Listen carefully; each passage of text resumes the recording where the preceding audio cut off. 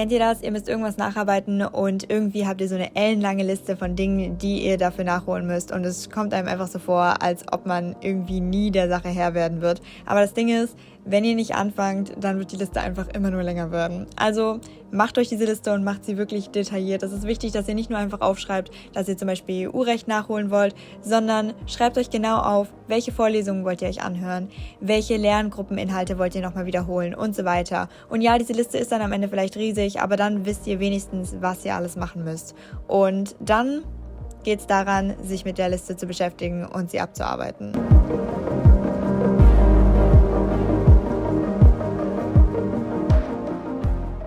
Hallöchen zusammen und herzlich willkommen zu Wir versuchen irgendwie Elenas Chaos zu beseitigen und ihr akademisches Leben wieder unter Kontrolle zu bekommen. Denn die Uni hat schon wieder angefangen und Leute, it's not going well so far, okay?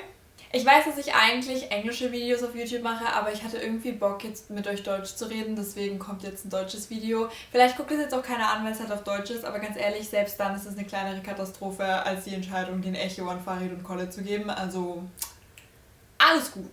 Ihr fragt euch vielleicht, was ist denn jetzt überhaupt der Schlachtplan? Naja, als erstes Tee trinken, denn so werde ich wacher am Morgen. Es ist immerhin 4:30 Uhr, also den Tee habe ich mir verdient, würde ich sagen.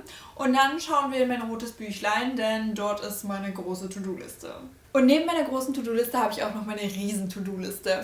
Aber das ist wirklich meine To-Do-Liste mit allen Dingen, die ich irgendwie schaffen muss. Und das ist definitiv keine Sache für eine Woche. Aber deswegen haben wir ja das rote Büchlein und das ist mein Planner. Und da habe ich einfach immer meine To-Dos für die Woche. Und das sieht jetzt irgendwie so wenig aus hier, aber lasst euch nicht täuschen, okay?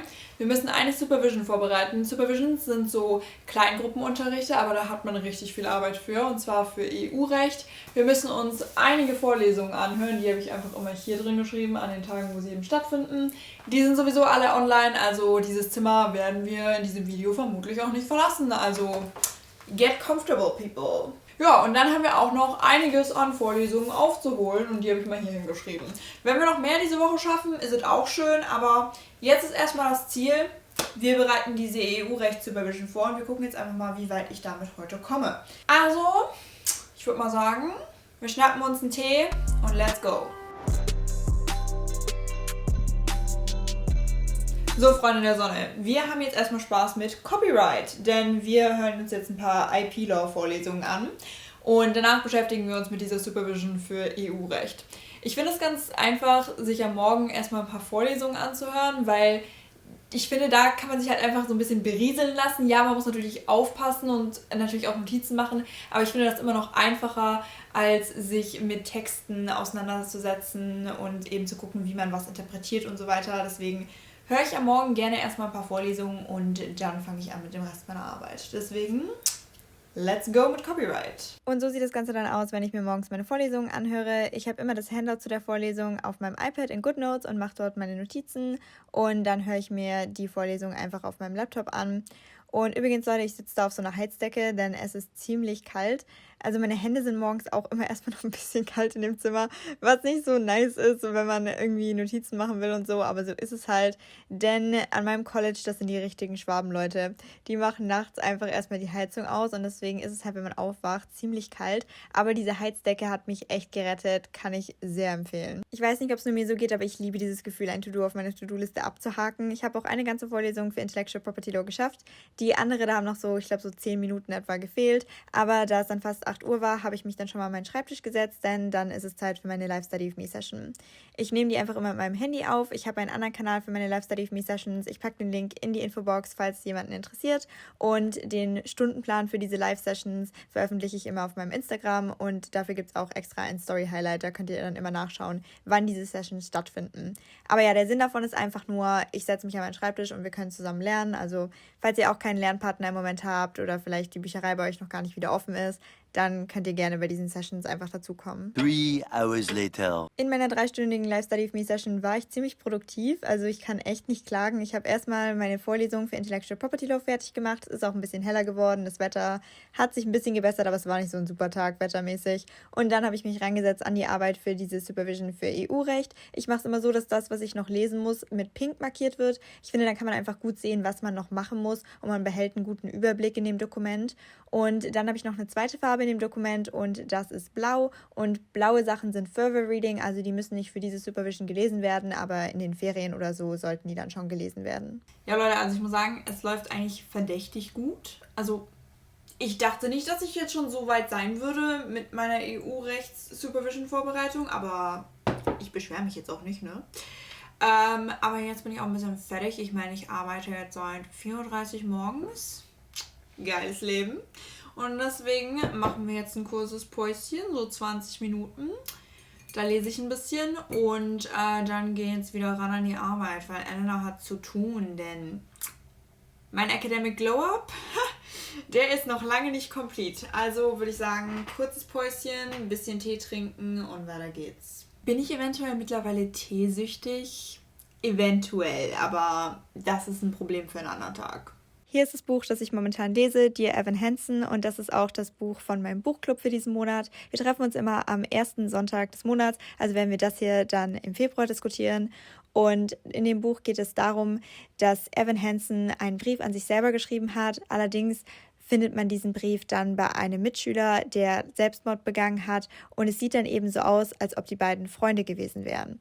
Und Evan kreiert so ein Kartenhaus aus Lügen, hilft sogar der Familie von dem Verstorbenen ein bisschen mit ihrer Trauer und so. Aber das Ganze fängt dann an, in sich zusammenzukrachen.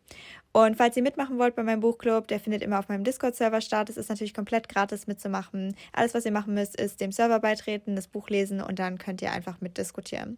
Und nach meiner Pause ging es dann wieder an meinen Schreibtisch für mich. Dieses Mal habe ich mich da mit einem Journal-Artikel beschäftigt, der eben auch noch auf der Leseliste für diese Supervision steht. Und bei Journal-Articles mache ich es immer so, dass ich die eben erstmal in GoodNotes lese und dort eben alles Wichtige markiere, mir eventuell auch noch kurze Notizen dazu mache und dann schreibe ich eine Zusammenfassung auf meinem Laptop. Und bei der Zusammenfassung versuche ich immer darauf zu achten, es möglichst kurz zu halten, weil es ist einfach so, dass wenn man dann später einen Aufsatz oder so schreibt, man auch nicht so viel Platz haben wird, um detailliert auf diese Journal-Articles einzugehen. Deswegen ist es meistens so, dass ich eigentlich mich darauf fokussiere, irgendwie die These, also das Hauptargument gut zusammenzufassen und vielleicht noch ein paar Key-Infos dazu zu schreiben. Aber ich versuche es relativ kurz zu halten und diese längeren Artikel wirklich auch auf weniger als eine halbe Seite meistens zusammenzufassen. Und dann ging es für mich in die Küche und da musste ich dann erstmal meinen gesamten Abwasch da beseitigen, weil das eben alles da noch stand zum Trocknen. Und dann ging es ran ans Kochen. Herzlich willkommen, Leute, zu Kochen für Vollidioten, denn ich kann nicht wirklich kochen. Was wir brauchen: Nudeln, ein Ei, wirklich nur eins. Dann Tomaten, so viele wie ihr wollt, ist eigentlich völlig egal. Dann braucht ihr noch ein bisschen Pfeffer. Wie man sieht, meins ist fast leer, aber das reicht. Das kriegen wir damit hin. Und dann braucht ihr auch noch ein bisschen Salz, auch nicht viel, wirklich mehr so eine Prise eben fürs Wasser. Aber dazu kommen wir gleich. Da das hier ein Tutorial für Vollidioten ist, gehen wir auch auf jeden Schritt ein. Wascht die Tomaten bitte vorher.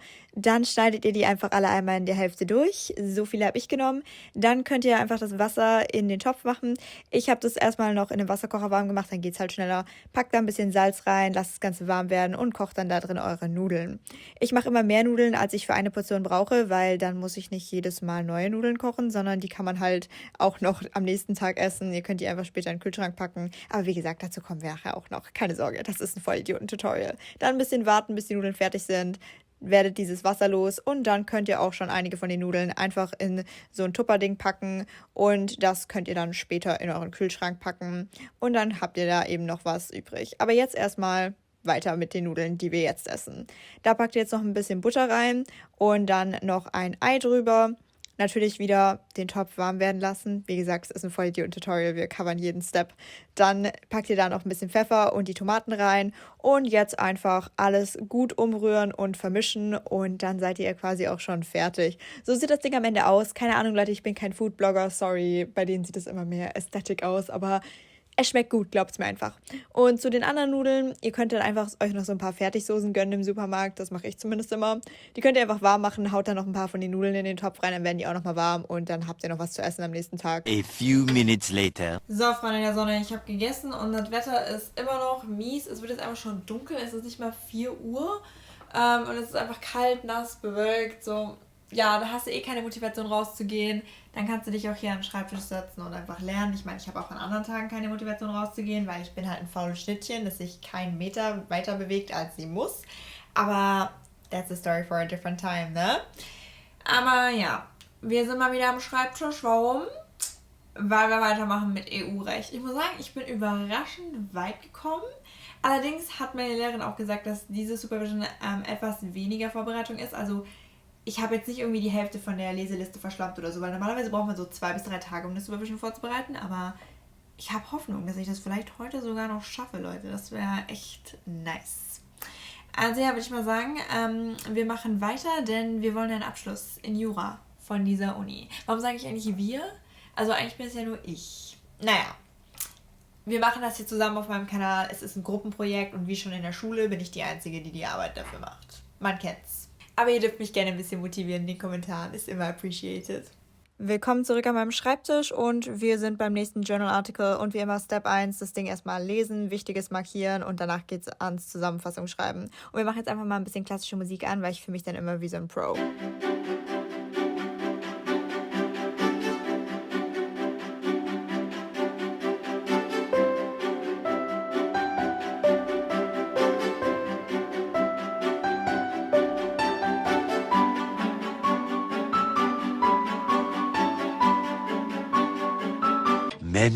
Many minutes later.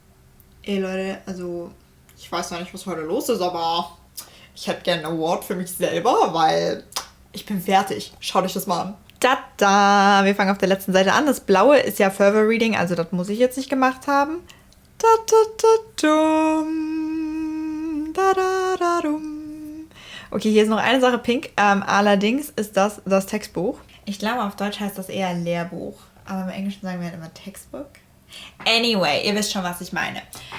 Und ich habe immer mega viel Zeit damit verschwendet, diese Lehrbücher, Textbücher, was auch immer, halt zu lesen, zu markieren und da ellenlang Notizen anzumachen. Und ich habe mittlerweile gemerkt, so, es ist hardcore unnötig. Wenn du in den Vorlesungen gut aufpasst, dann kriegst du diese Denkstruktur schon mitgegeben, weil das ist eigentlich alles, was du aus dem Lehrbuch mitkriegst quasi. Du musst dann sowieso noch die Fälle lesen. Aber du weißt dann halt, wie du sie einordnen kannst in dem großen Thema. Aber wenn du halt in den Vorlesungen schon aufgepasst hast, dann reicht das eigentlich auch. Deswegen verschwende ich nicht mehr so meine Zeit mit dem Lehrbuch und gucke da dann vielleicht mal rein, aber nicht mehr so intensiv, wie ich das früher gemacht habe, weil ich da einfach so viel Zeit unnötig verschwendet habe. Aber ja, Leute, einfach fertig. 7 Seiten und ich würde mal sagen, das war doch mal ein ganz guter Tag, oder? Also, ich bin zufrieden. Und ja, was ist jetzt so der Plan? Also, es ist jetzt 20 nach 5. Ich arbeite seit 4:30 Uhr. Wir müssen da jetzt nicht weiter drauf eingehen. Healthy Lifestyle, dies, das. Ja gut, ich habe ja auch einiges aufzuholen. Also, es ist einfach so.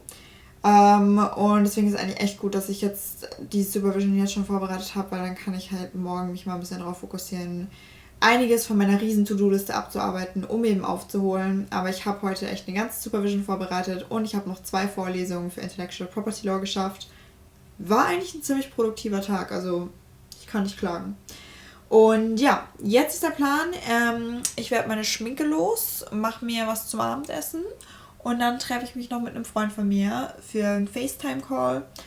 Und dann falle ich einfach ins Bett. Aber ja, das war ein weiterer Tag in meinen Academic Glow-Up Diaries. Wir hoffen einfach, dass ich diesen Glow-Up auch schaffe. Und ja, danke, dass ihr zugeschaut habt. Wenn ihr immer noch jetzt zuschaut am Ende des Videos. Danke, dass ihr euch das Video gegeben habt, auch wenn es auf Deutsch war. Ich hoffe, euch hat es gefallen. Und ja, danke, dass ihr da seid. Habt einen schönen Tag. Bye!